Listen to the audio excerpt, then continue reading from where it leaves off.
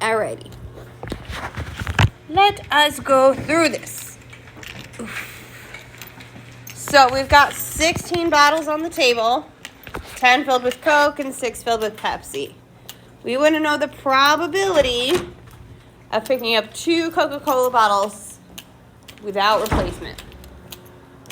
So what's the probability of getting that first Coke bottle? Not 1 out of 16. 10 out of 16, because there's 10 Coke bottles. Ooh, chunky marker. So we're going to have 10 out of 16 for that first one. And then how about our second Coke bottle? Means I picked one up. So without replacement means I picked one up. I'm going to keep it in my hand. What's the probability of picking up another Coke bottle? 9 out of 15. Exactly right. So to get our combined probability, we multiply. We're going to have 90 out of 16 times 15. We put in the calculator. Woo. I think it was 240. Oh, yep, 240. Never mind. I'm wrong. I remember it wrong. Yep, 240.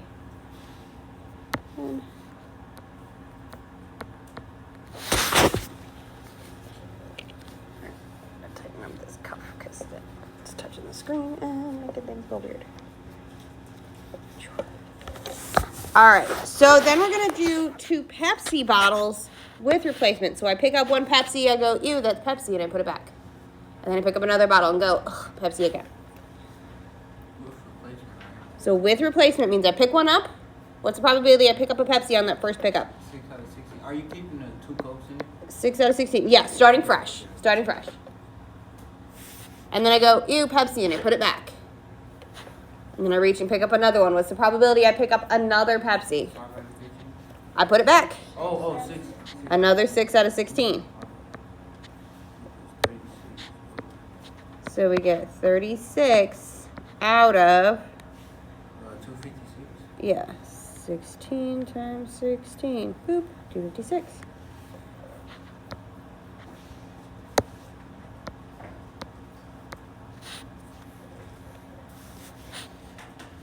All right, so I put both Pepsis back on the table. And then we're going to do 1 Pepsi and 1 Coca-Cola. We're doing without replacement. Without replacement. I'm going to keep both. Alright, so 6 out of 6 out of 16 for the 1 Pepsi. 10 over 15. And 10 out of 15 for the 1 Coke. So it's like 60 over 240.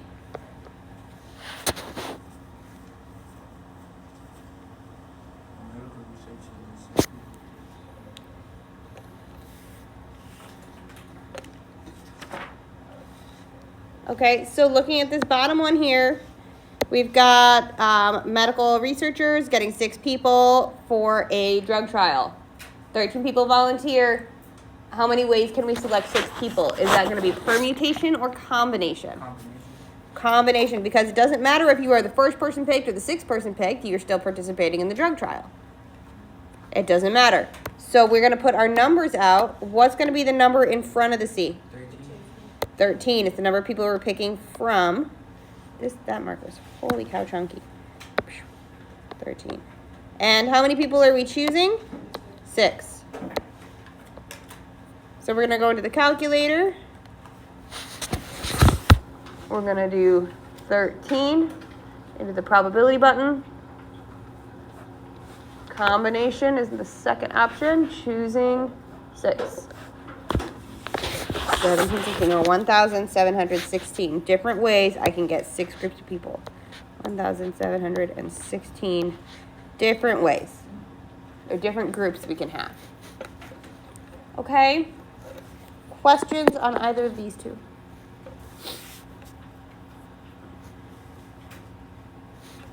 Really 4, but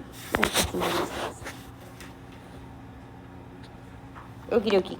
So we're gonna go in the notes packet, page 11.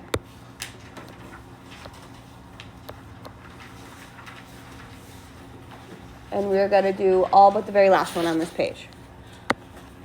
What? Yeah, we skipped a page. The very last page? Like the very last problem. The very last problem. We're not doing the very last problem. Because genuinely, I hate it. Okay, so we're going to do 1 through 6 on this page. So we're going to talk about independent events today and how we can tell whether two events are independent. So first things first, we need to figure out what the heck that means for events to be independent. We talked yesterday about events that had a relationship with each other. If they have a relationship with each other, they're not independent. So the way we say that is independent events are events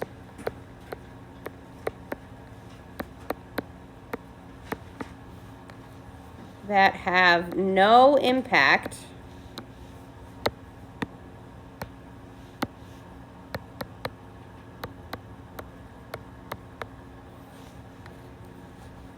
on the probability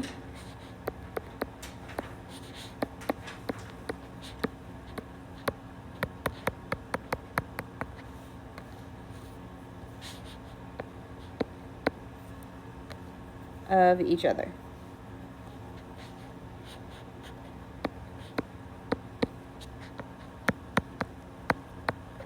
So two or more events that have no impact on the probability of the other. They do not affect each other. And we can tell whether or not events are independent by saying if the probability of one event happening times the probability of the other event happening is exactly the same as the probability of the intersection.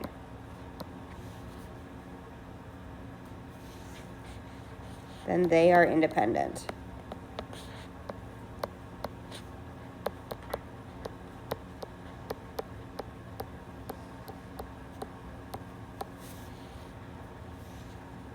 And we are going to give you the data. So all we have to do is say, if we multiply these two together, is it the same as that other thing I told you? So we're going to multiply things together and check. That's pretty much all we got to do, okay? So we take our probabilities, multiply them, and see if it matches.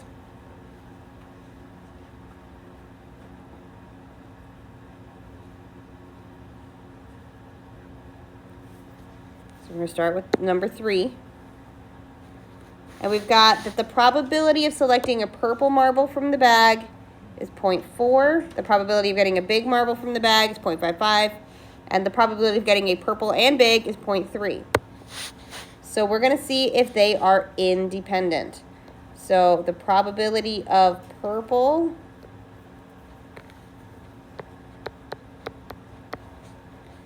is 0.4, 0.4. The probability of big is 0.3.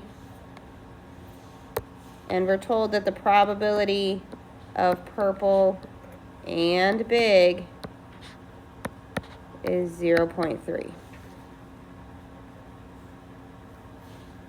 So the way we test and see if these are independent is we're going to take the probability of purple, which is 0.4.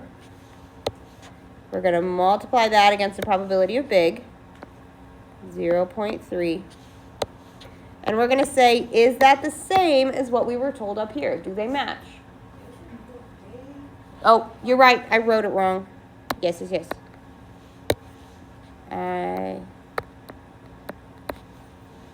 I see that now, 100%. Thank you, Jalima. I am wrong, and you are right. And I made a mistake. That is a 5, and I'm going to rewrite that second 5 again.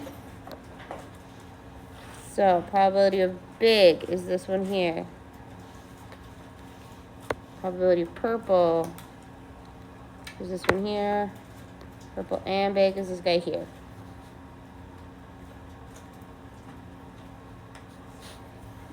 So what we're going to do is we're going to go to the calculator, and we're going to go 0.4 times 0.55. 0.22. So when I multiply them together, we get 0.22.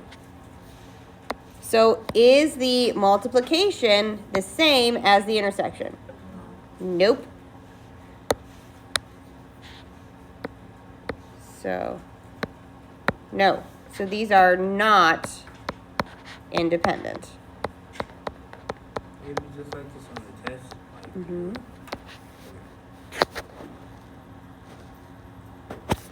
The other way to say not independent is you can say that they are dependent, just to avoid that grammatical double negative. Not independent is a double negative. They mean the same thing. They are either dependent or not independent. Same deal.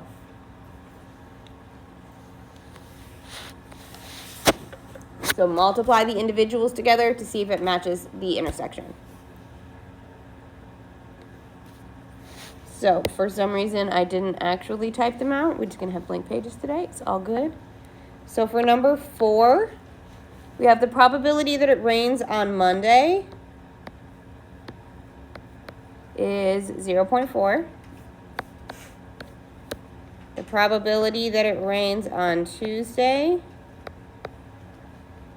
is 0.2. And the probability that it rains both Monday and Tuesday is 0.08. So we want to know if these are independent or not. So we take our individual pieces, our 0.4 and our 0.2, and we're going to multiply them together to see what we get. So we're going to go to the calculator. 0.4 times 0.2. We get 0.08. So, did our multiplication match what we got for the intersection? Yes. So they are indeed independent.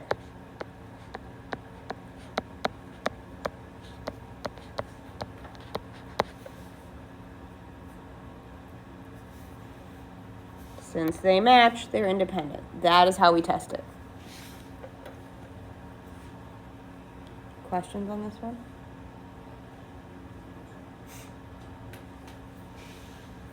Okay. Number 5 is very similar, but it's just already coming in the notation. They tell us that the probability of A is 2/5. And the probability of B is 1/4. And the probability of A and B is 1/25. So again, we're going to take our probability of A times our probability of B. So we're going to take our 2/5 times our 1/4. What do we get when we multiply 2/5 times 1/4? We're just going to multiply straight across, and we get 2 out of 20, which simplifies down to 1/10. So are they independent? Nope. Because these do not match. So not independent.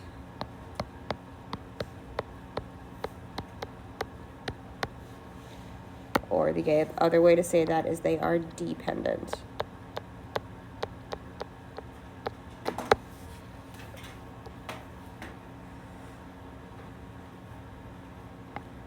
The next one kicks it up a small notch, but that's about the notch we're going to go. Okay? So this one is in fact not number 3. This one is in fact number 6. I don't know why it said 3, but it did. So what we have here is that the probability that you do not get an A on your chemistry or on your math test is 0.75. So if we write that out, the probability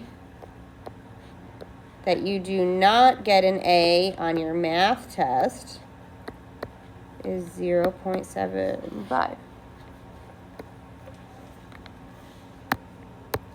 And the probability that you do get an A on your chemistry test is 0.3. So probability of an A on chemistry is 0.3. You can put whatever you need to in this event. If you want to write out the whole sentence, that's fine. I'm just really lazy. So I'm just abbreviating them into 2 letters. And then they tell us that the probability that you get an A on both tests is 0.75. So our probability of A on math and A on chemistry is 0.0, that's a bad 0, 75.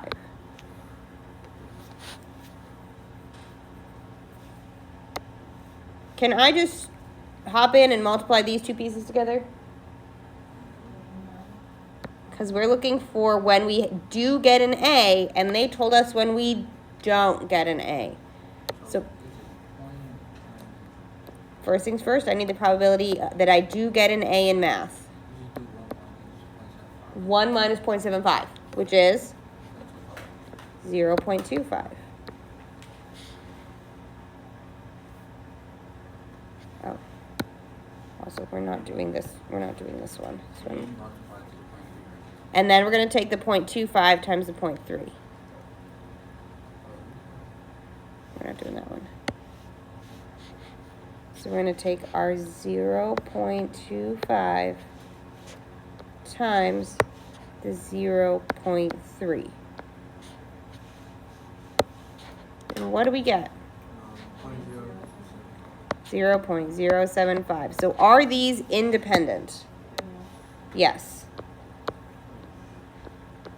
All the problems are independent.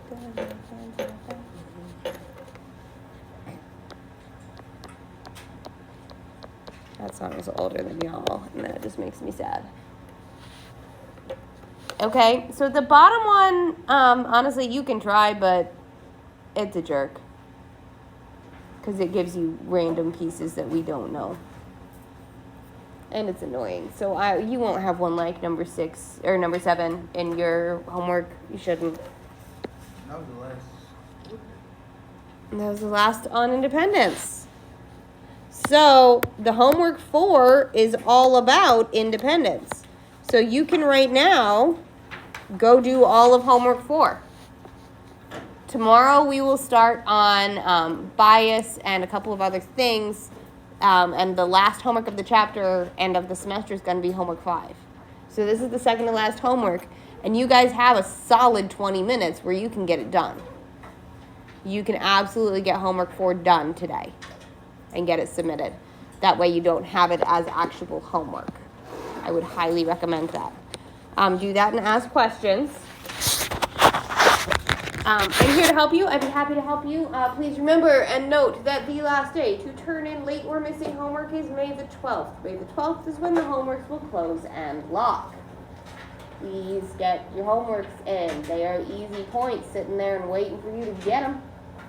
Please get your homeworks in. Thank you. And ask questions. I'm happy to help you. All that jazz.